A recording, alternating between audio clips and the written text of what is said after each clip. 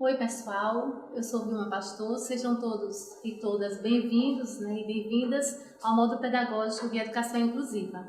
Neste módulo nós faremos um recorte com foco nas pessoas com deficiência. Inicialmente nós vamos falar um pouco sobre o que é incluir, depois nós apresentaremos alguns marcos legais e algumas políticas públicas que são norteadoras da inclusão no âmbito educacional, discutindo um pouco o que esses documentos dizem sobre o gestor escolar e a educação inclusiva e, por fim, nós apresentaremos algumas sugestões de como tornar a escola inclusiva com base nesses documentos, a partir dos princípios que estão postos nesses documentos. Vocês já pensaram, como seria um mundo imaginado, adequado apenas para as pessoas com deficiência, um mundo em que as pessoas que não têm deficiência, elas estivessem fora do processo, fosse algo incomum? É sobre isso que este vídeo que nós vamos mostrar para vocês agora, um vídeo que tem menos de 1 minuto, um vídeo francês, ele traz para a gente essa discussão. Vamos assistir?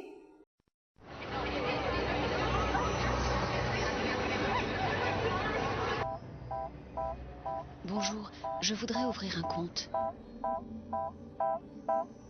One is the loneliest number that you'll ever do. Two can be as bad as one. It's the loneliest number since the number one. Le monde est plus dur quand il n'est pas conçu pour vous. C'est pourquoi les espaces EDF sont accessibles à tous. Então, pelo que vocês viram no vídeo, o vídeo traz uma mensagem que diz que o mundo ele é mais difícil quando ele não é pensado para você. E aí eu pergunto, será que a sua escola ela está sendo pensada para todos? A inclusão é um tema assim, bastante amplo e apesar de ser bastante discutido, de ter sido discutido nos últimos anos, as pessoas ainda acham algo muito distante, algo abstrato, afinal, como eu faço a inclusão na minha escola? Como tornar a minha escola acessível? O que é incluir? Ou um questionamento comum também, o que eu, gestor ou gestora, tenho a ver com isso? Então, a inclusão ela envolve todas as pessoas que elas estão fora ou foram colocadas, fora do processo, fora da sociedade. Portanto, é algo que envolve toda a espécie humana. Sobre isso, o Sasaki ele traz uma definição de inclusão social que eu acho bem interessante. Vejam aí na tela o que ele diz. O que é inclusão? A gente parte dessa pergunta. O processo pelo qual os sistemas sociais comuns são tornados adequados para toda a diversidade humana, composta por etnia, raça, língua, nacionalidade, gênero, orientação sexual, deficiência e outras características, com a participação das próprias pessoas na formulação e execução dessas adequações.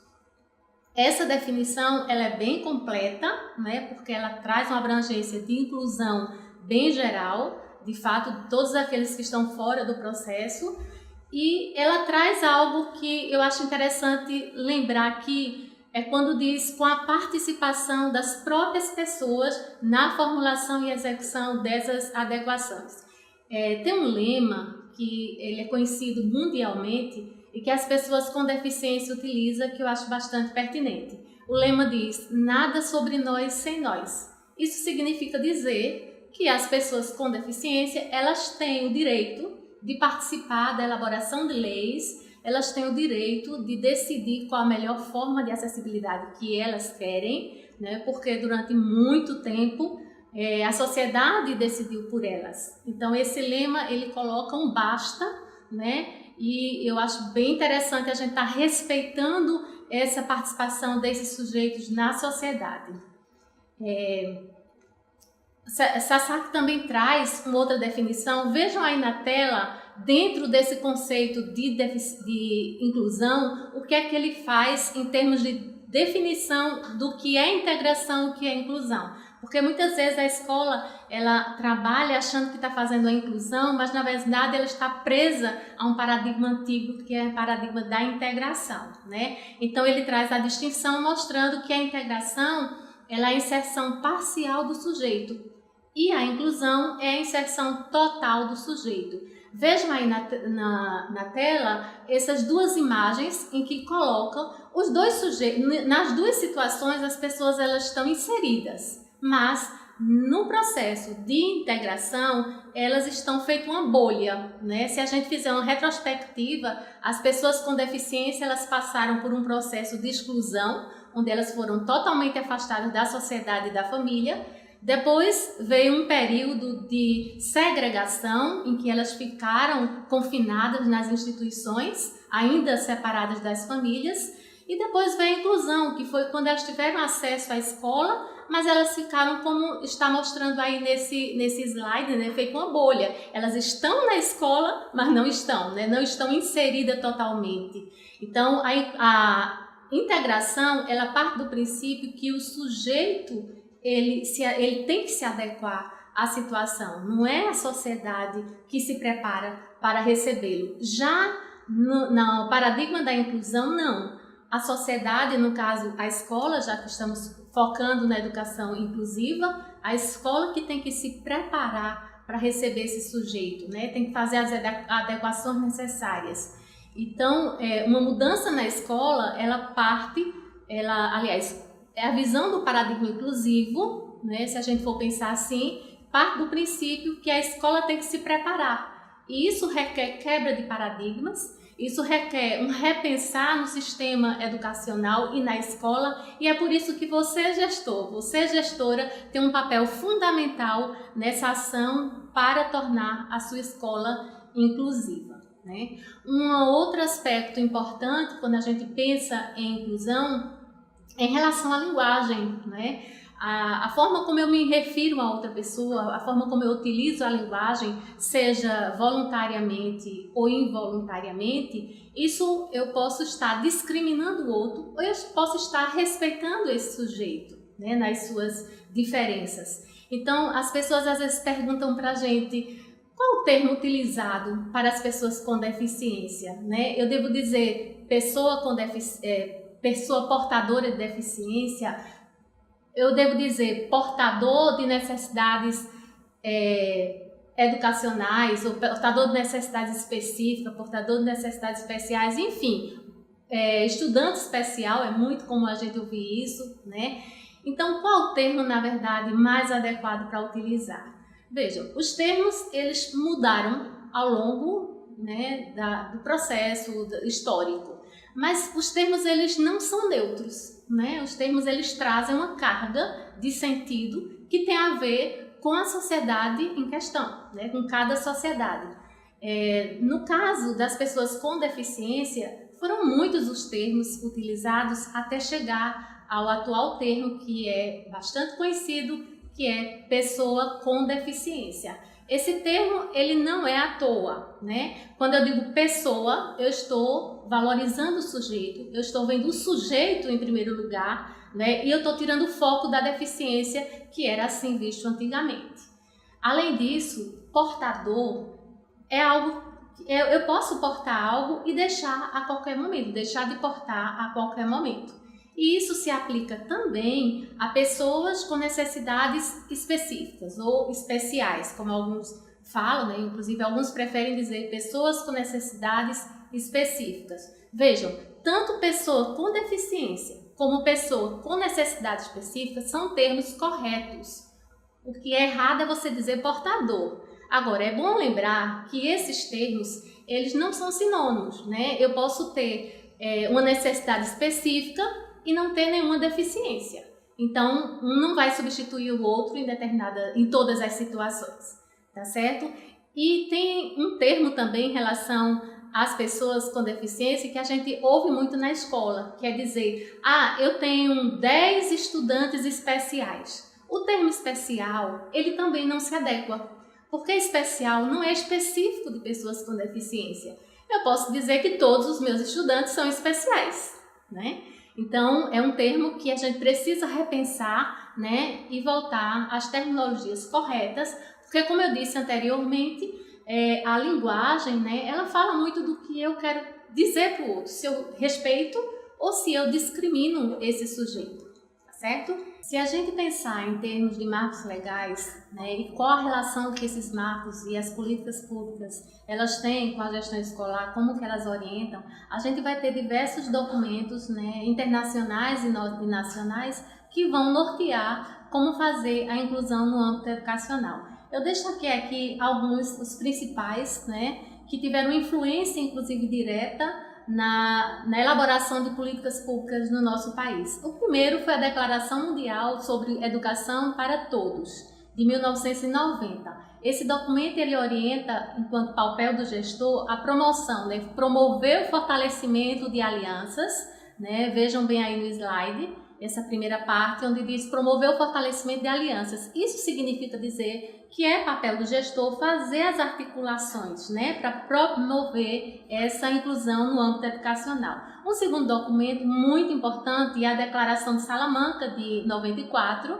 E, inclusive, esses dois documentos, eles orientaram, né, a construção da LDB de 96, trazendo um capítulo, né, LDB traz um capítulo só com inclusão, e esses documentos eles fomentaram essa discussão. Então, voltando para a educação, para a Declaração de Salamanca, ela foi um marco, um divisor de águas na educação inclusiva. E ela não só ratifica a ideia de uma educação para todos, como ela promove, ela propõe, na verdade, mudanças, né?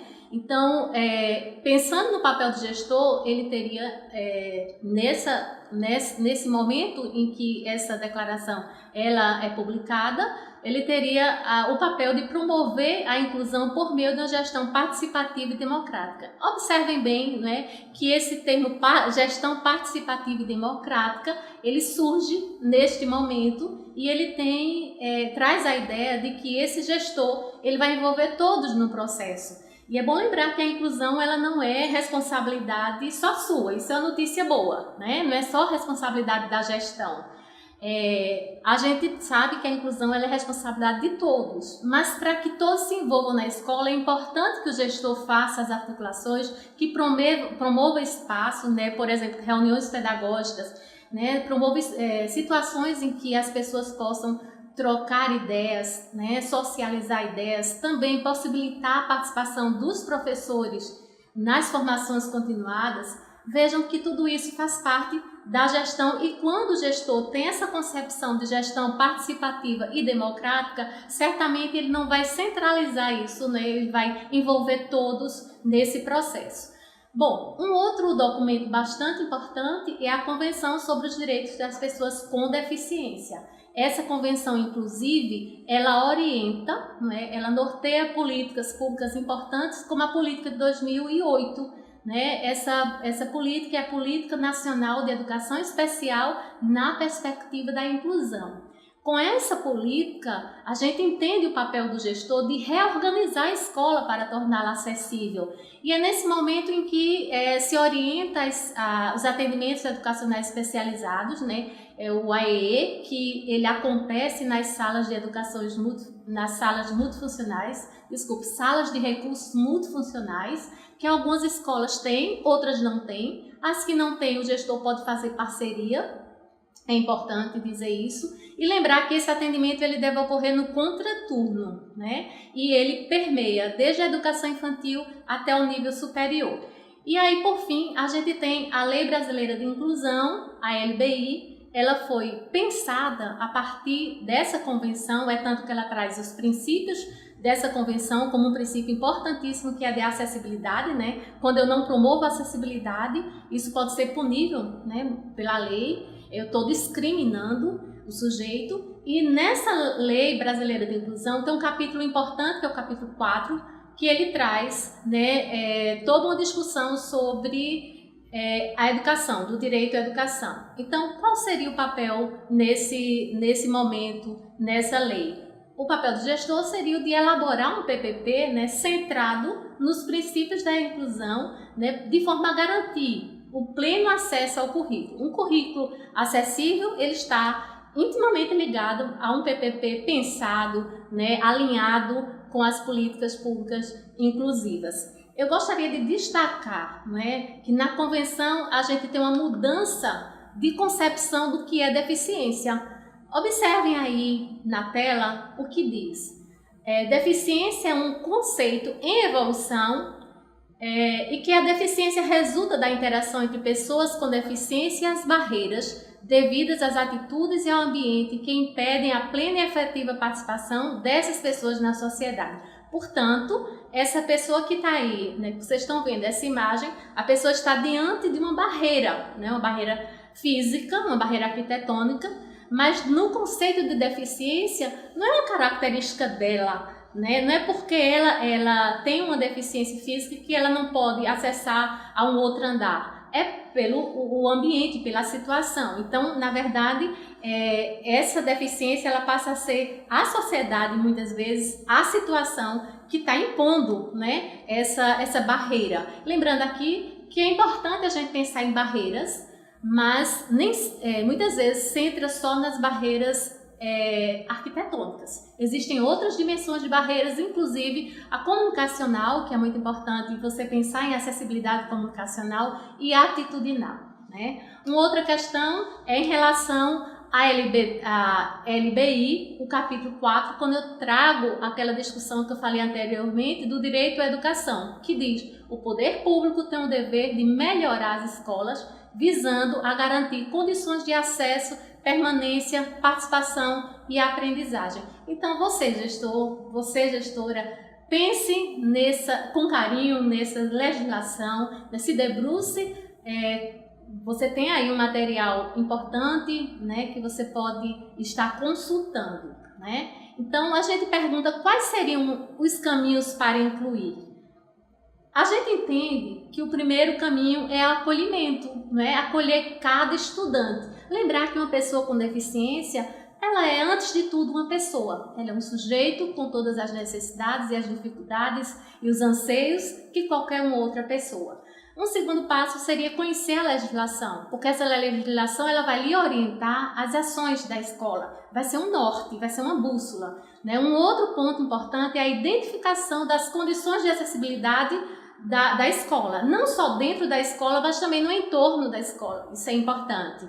Estabelecimento de parcerias também é bastante importante, seja com as salas de recursos multifuncionais, com a família, com as pessoas com deficiência, lembrar de envolvê-las no processo e com a comunidade em geral. E, por fim, a elaboração de um PPP alinhado aos princípios da inclusão. E eu gostaria de concluir deixando aqui uma pergunta para você. Em que medida o PPP da sua escola ele está centrado nos princípios da inclusão? Será que o currículo da sua escola ele é acessível? Ele está proporcionando uma educação para todos? Pense nisso. Muito obrigada e até o próximo encontro.